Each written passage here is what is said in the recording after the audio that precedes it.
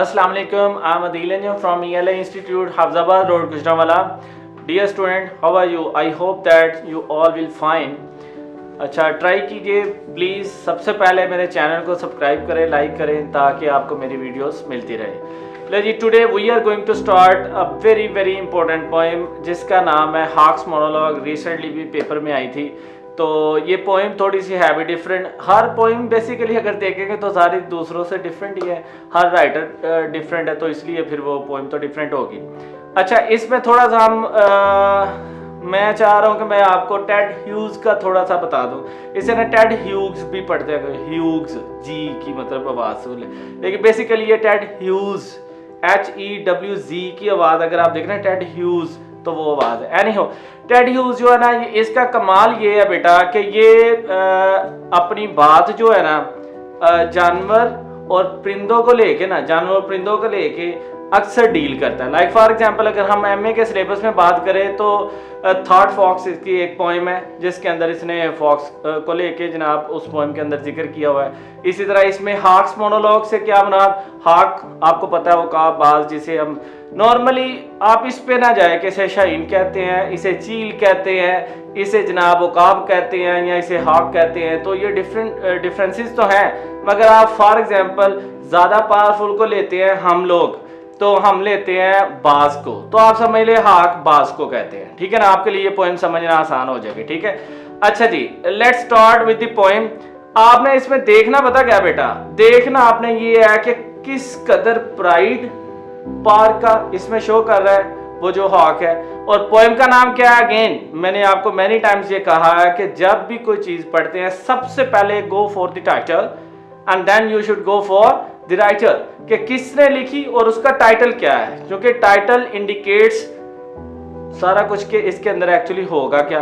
अब इसका टाइटल है हाक्स मोनोलॉग, हाक HAW'S देन K, इसका मतलब है हाक का मोनोलॉग। अच्छा, मोनोलॉग बेसिकली ये होता है कि वन पर्सन जो है ना वो बोल रहा होता है और अदर्स आर पैसिव लिसनर। तो यहाँ पे हाक बोल रहे और आपने ये तसव्वुर करना, एक्चुअली तो आपको भी पता है कि वो एक परिंदा है तो वो तो नहीं बोलेगा। ये तो लिखने वाले राइटर का कमाल है कि वो इस तरह से आपको एक पिक्चर शो करवा रहा है कि आपको सारी की सारी स्टोरी जो है ना वो एक्चुअली समझ आ जाती है। अच्छा, अब इस पोएम को जब हम स्टार्ट करते हैं तो इसके एंड पे इसके बड़े जबरदस्त आपके कमेंट्स भी होंगे इसको पढ़ने के बाद, and you will enjoy too much. I hope you will enjoy. देखें, हाक को समझें कि ये सबसे पावरफुल परिंदा है। ठीक है, बाज जो है नॉर्मली हम अपनी सोसाइटी में, और इसको लेके अगर हम बात करें तो इकबाल जो हमारे पोइट हैं उन्होंने भी कहा हुआ है, शाहीन तेरी परवाह से जलता है ज़माना, या इस तरह के मुख्तलिफ, शाहीन कभी थक के नहीं गिरता, तो इस तरह के मुख्तलिफ कमेंट्स मिले हुए हैं। अच्छा, हम अगर बात करते हैं यहाँ पे हाक्स मोनोलॉग की, तो let's start with the poem.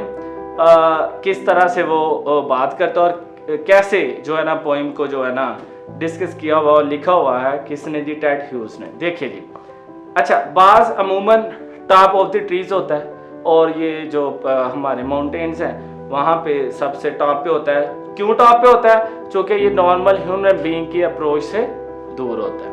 Dear student, let's start with the poem hawk's monologue. अब यहाँ पे आपने देखना क्या है कि हाक जो है ना, आप ये तसव्वुर करें कि हाई माउंटेन पे बैठा हुआ है और उस हिसाब से वो आपको अपनी स्टोरी सुनाने लगा। देखें, वो कहता है I sit in the top of the wood, मैं वुड के टॉप पे बैठा हूँ। उसके बाद कामा, अगेन मैंने आपको पहले, अच्छा पोइट्री के अंदर कामे का यूज थोड़ा सा, एक तो पास है ना, आपको नॉर्मल पता है जो पास छोटा सा वक्फा हम लेते हैं किसी भी, मतलब अगर कामा लगा हुआ है तो।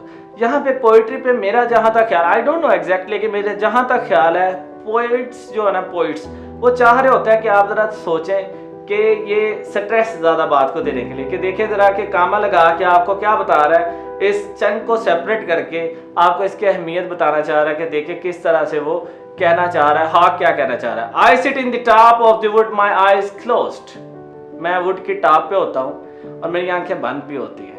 In action no falsifying dream, inaction no falsifying dream, कहता है मैं अगर प्रॉपर एक्शन भी ना लूँ, प्रॉपर मतलब एक तो प्लान होता है ना किसी को, मतलब वो कह रहा है कि अगर मैं प्लान करके कोई एक्शन करूं तो वो तो ठीक है, अगर मैं प्रॉपर रिहर्सल किए बगैर वैसे ही कोई काम करता हूं तो वो भी मैं क्या करता हूँ, मेरा फॉल्सिफाइंग ड्रीम नहीं होता उसमें, मैं मतलब इन एक्शन, अगर मैं एक्शन ना भी उस तरह से करूं तो मेरा गलत ड्रीम नहीं, मैं जो भी ख्वाब देखता हूं मैं क्या करता हूं, मैं पूरा करता हूं। तो ये क्या शो कर रहा है, जरा गौर कीजिए, ये शो ये कर रहा है बेटा कि ये आपको बता रहा है कि किस कदर पावरफुल है वो और उसका कितना प्राइड है खुद पे। आगे देखें, वो कहता है between my hooked head and hooked feet, मेरे हुक्ड मतलब यहाँ पे मुड़े हुए तो थोड़े से ना, उसका सर भी आपको पता है ऐसे होता है और उसके पाँव भी यूं मतलब इस तरह से हाँक के, तो कहता है उसके दरमियान क्या, और in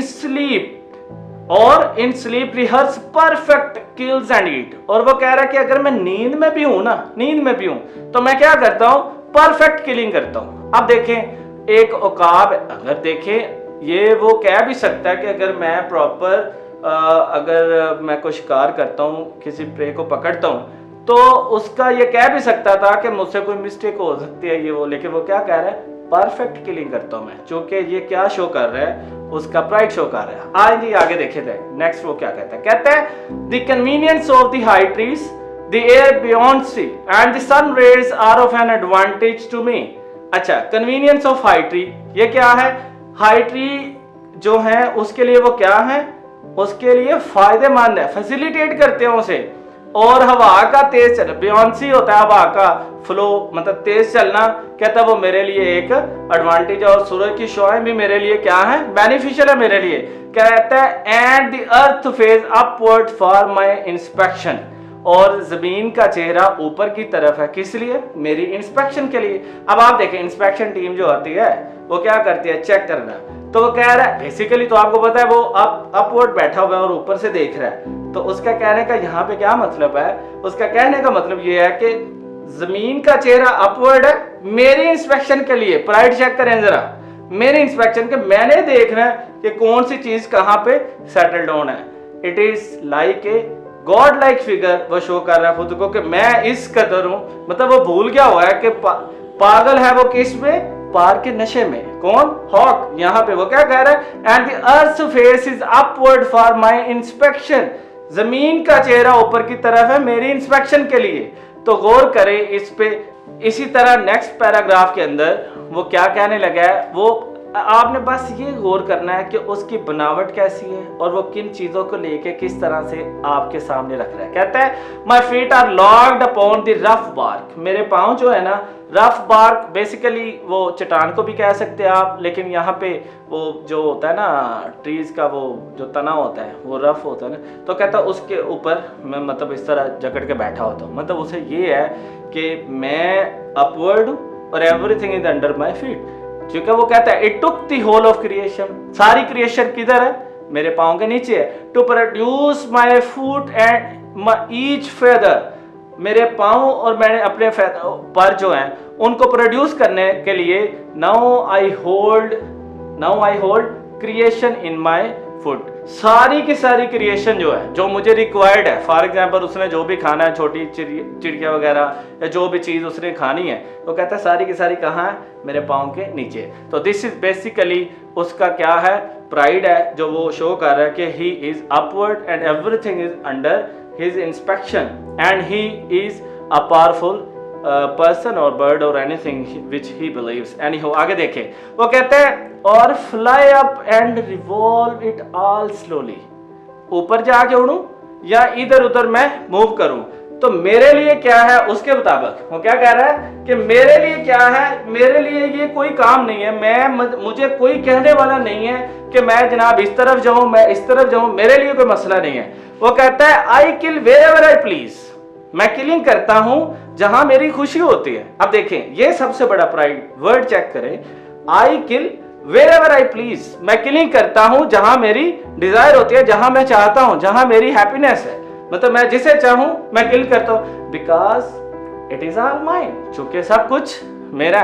their is no sophistry in my body, मेरी बॉडी में कोई फॉल्ट ही नहीं है। बात समझ रहे हैं बेटा, try to understand what I want you to think about. वो कह रहा है there is no sophistry in my body, my manners are telling of facts, मेरे मैनर्स पता क्या है, हेड्स को सर से जुदा कर देना। यानी कि अगर मेरी बात करते हो आप, तो मैं तो ऐसा हूं कि मतलब अगर एक स्पैरो जा रही है तो उसे पकड़ के रास्ते में उसकी गर्दन उतार के मैं खा सकता हूँ, मुझे मतलब मसला नहीं है।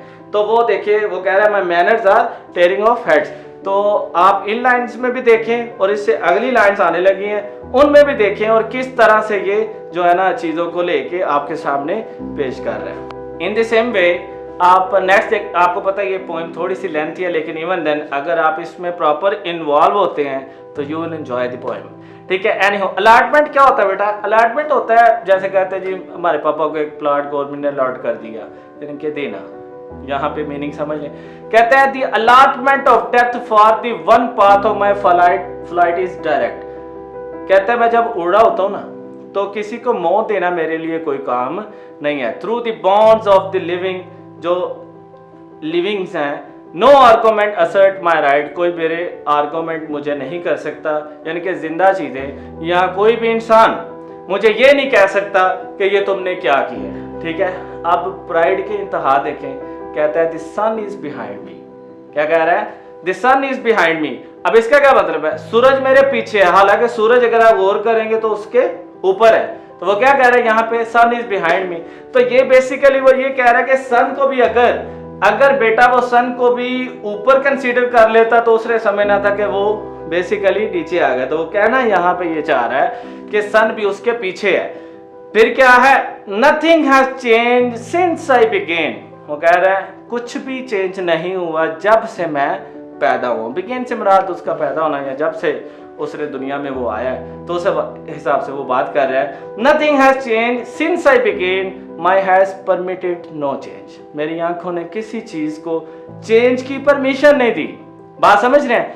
आई am going to keep the things like this. मैं चीजों को इस तरह से रखता हूं जैसे मैं चाहता हूं। तो this is the end of the poem. मगर एक मिनट मेरी बात सुन लें, ये पोएम खत्म नहीं हुई बेटा, अभी स्टार्ट हुई है। अगर हम इसके थीमेटिकली इसको डील करें, देखिए अब हाक कौन है? हाक पोएम के अंदर बेसिकली क्या रहा? एक परिंदा जो अपना बता रहा है कि इस तरह। अब यहाँ पे हाक है बेटा गवर्नमेंट। अगर आप गवर्नमेंट को माइंड में रखें और गवर्नमेंट को आप माइंड में रखते हुए यहाँ से पढ़ें, अगेन दोबारा से पढ़ें, और इसके अंदर जो बार बार मतलब वो बता रहा है, तो you will enjoy the poem too much because the theme is very deep. और देखिए वो कहता है I kill wherever I please because it is all mine. मैं किल करता हूँ जहां मैं चाहता हूँ। तो आपको पता है गवर्नमेंट भी अपने हिसाब से जैसे तैसे भी होता है, अपना अपना सिस्टम है पूरी दुनिया के अंदर। ये चूंकि यूके की है पॉइंट, तो उस हिसाब से भी देखा जाए तो गवर्नमेंट पावरफुल होती है। ठीक है। तो ये उस हिसाब से अगर आप थोड़ा मजीद इस पे थोड़ा नीचे डाउन टू अर्थ अगर आते हैं, लाइक फॉर एग्जाम्पल गवर्नमेंट तो एक बड़ा लेवल है, छोटे लेवल पे भी आए तो आपके घर में भी एक हॉक है। बात टाइम पता है ना, मतलब एक बड़ी बहन छोटी बहन को एमी हाक बनी होती है, ये क्या कर रही है, उधर क्यों जा रही है, ये वो एमी रोब जमाने के लिए। तो इस तरह आपको पता चलेगा कि मतलब कई लोग हैं जो हाक की तरह जो अपना रोल अदा कर रहे हैं। तो एनी हो बेटा, इस पोएम को जरा आप सरफेस लेवल पे भी डील करें, एज ए हॉक भी डील करें। उसके बाद अगर आप डील करेंगे एक डिक्टेटरशिप को लेके और एक गवर्नमेंट के पर्सन को लेके, तो फिर आपको इस पोएम का ज़्यादा मज़ा आएगा। तो this is the end of the poem. Thank you very much.